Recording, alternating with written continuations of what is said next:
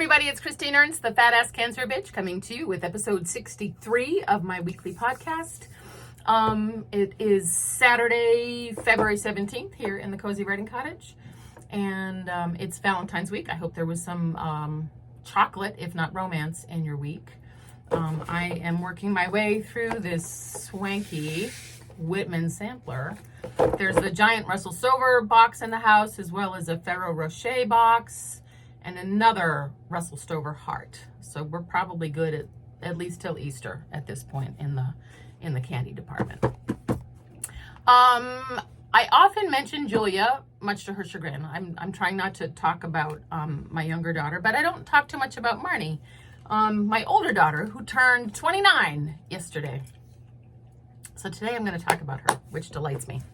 So yesterday was Marnie's 29th birthday. On February 15th, 1995, at 8:30 p.m., still 3 days away from my due date, unhappy and ungainly, I was watching the old movie Lily on television in the den in the old haunted house on Main Street, picking through the remains of a Russell Stover heart when I went into labor.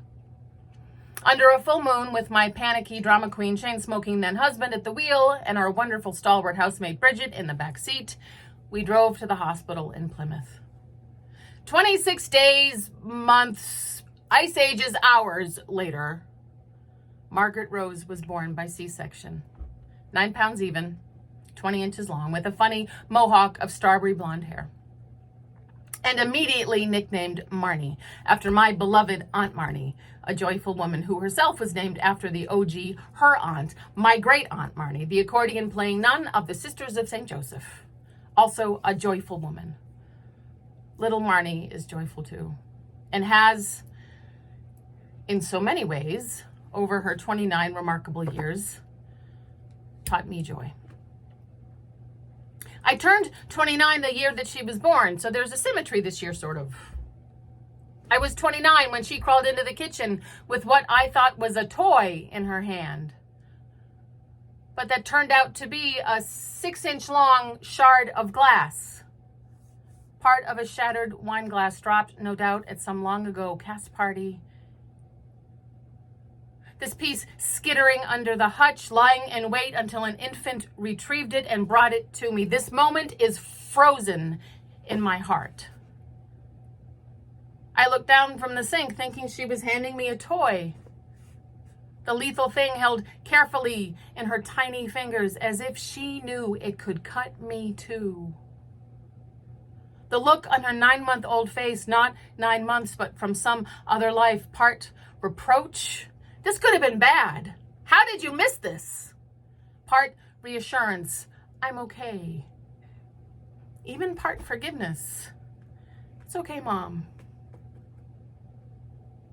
How had she crawled to 15 feet with a razor-sharp blade in her tiny hand? What was this miracle? Who is this child?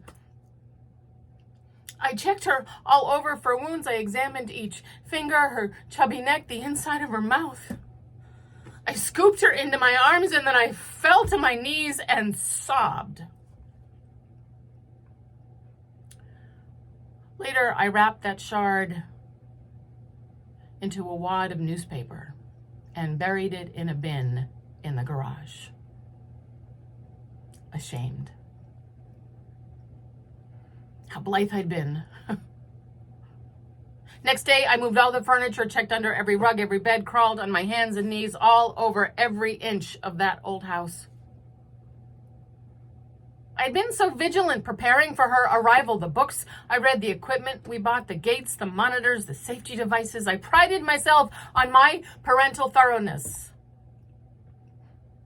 How had I not looked under that hutch?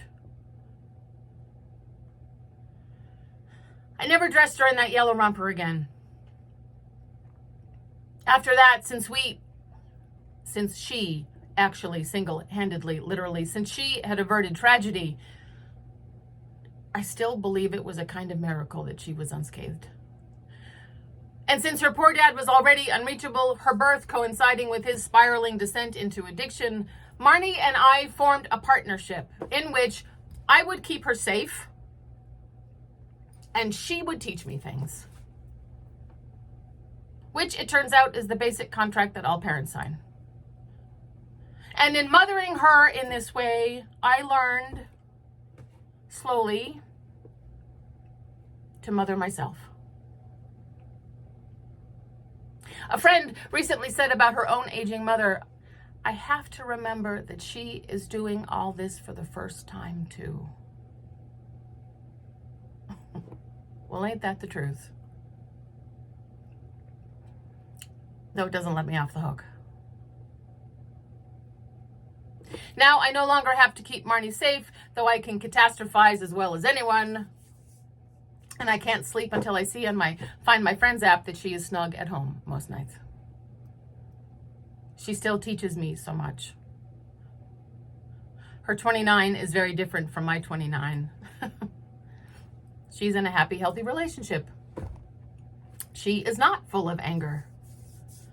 She takes good care of herself. She finished college twice, almost a third time now. She knows what she wants. She seeks out goodness. She assumes kindness. If you have ever met Marnie, I think you would agree with me that she beams joy. I could go on and on, but the poem that I wrote for her when she was 8 still applies. A poem for Margaret, because she bought me a Milky Way when I was sad. Splendid girl, laughing mouse, piles of laundry in our house notwithstanding, also my demanding, dishes done, cat box cleaned. I can be a bitchy queen. But you are like the Buddha's smile, a wise and kindly changeling child, possessed of sense, a calm beyond your age, born to teach me joy. Undo my rage. I'm undeserving and frankly bewildered as your mother. Surely I was meant to be parent to some other more colicky, cranky progeny. Apples, of course, fall not far from the tree. Despite our ironic role reversal, my dumb luck, I will keep you safe and cherished, baby duck. You are my heart, my home, my sense, my first and best.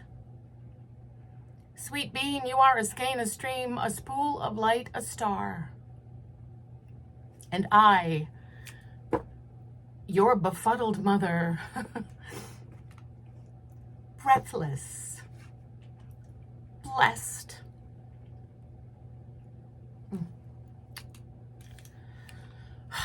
Happy birthday, Marnie. Oh, man. Who taught you joy? I'm still learning. Oh, have a lovely weekend, good folk. Thank you so much for tuning in. I hope there are no disasters to avert for you. I'm so glad you're here unscathed, listening. You are beloved. Come as you are. Go eat some chocolate. See you next week.